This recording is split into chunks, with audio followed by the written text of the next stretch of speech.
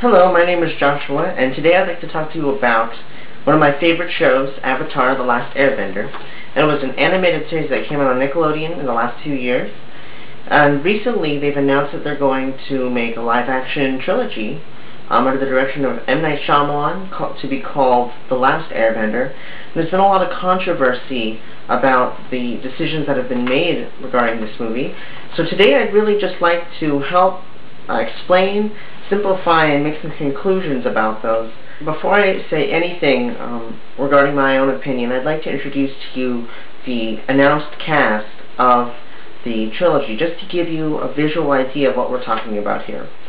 So first we have Aang, and Aang is the hero of Avatar: The Last Airbender, and it is his mission to bring balance to the world by mastering all four elements: water, earth, fire, and air. And this character will be played by Noah Ringer, and Noah Ringer is relatively unknown, but he got the part based on a video of martial arts that he sent in. Next we have Katara, and Katara is the girl who finds Aang in the iceberg, and she's a waterbender, and it ends up representing almost the entire idea of waterbending. And she's also very important because she's Aang's love interest. So we're going to be seeing a lot of her. That is going to be played by Nicola Peltz, who is also an unknown. Please forgive me if I mispronounce anyone's names coming up.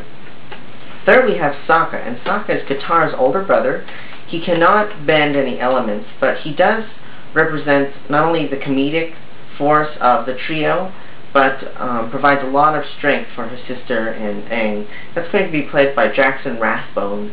And most recently he was in the Twilight series as Jasper. You may recognize him from there.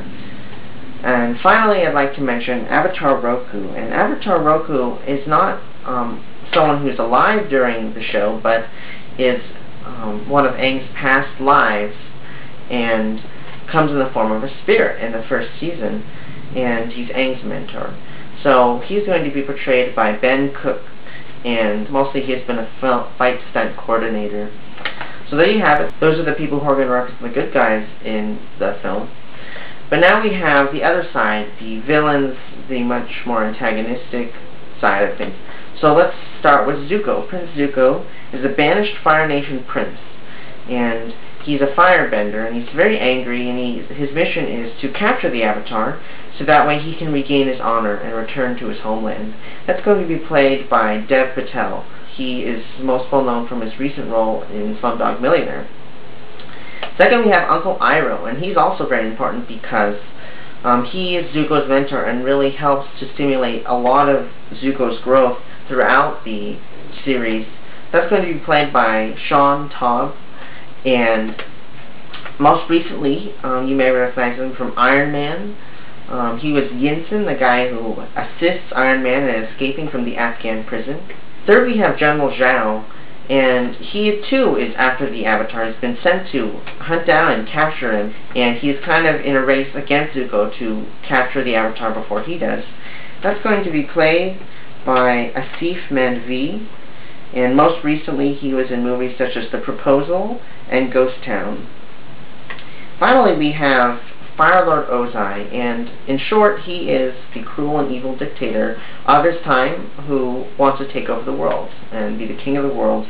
I think this is the character we have to look out for, because this is really the face of evil in this series, and that's going to be portrayed by Cliff Curtis, who recently was in movies such as Crossing Over, Push, and 10,000 BC.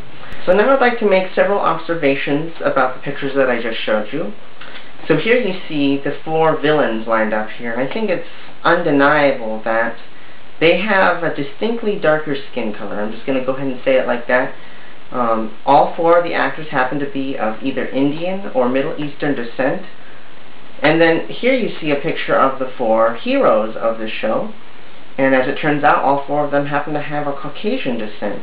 And I think what's even more confusing about these four is that two of those characters were very, very distinctly darker skinned, Katara and Sokka, as you can see here.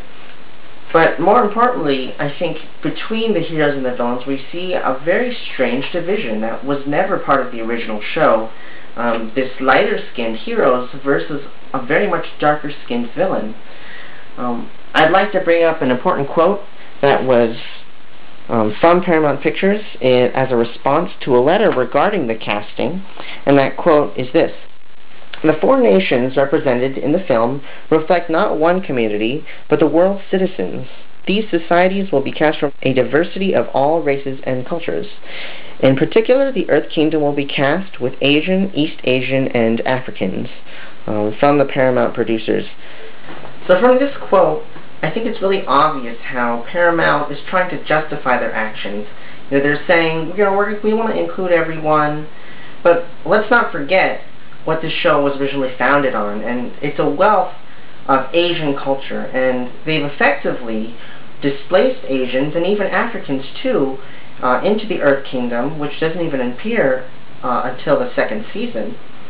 And in fact, it stripped this whole story of its roots, really, because now we have heroes and saviors of a light skin, we have villains of a dark skin, and we even have minorities who need saving, and this is looking like a very different movie completely. In the trailer that came out for this movie, we heard him being called the Chosen One, and the series has already been compared to Harry Potter, Lord of the Rings, but this is a very different concept filled with many different Asian influences that are going to probably be ignored, which I want to cover in the second part of this film. So if you've watched this far, I really encourage you to take a look at part 2, which there's a link here right off to the right, and please stay tuned.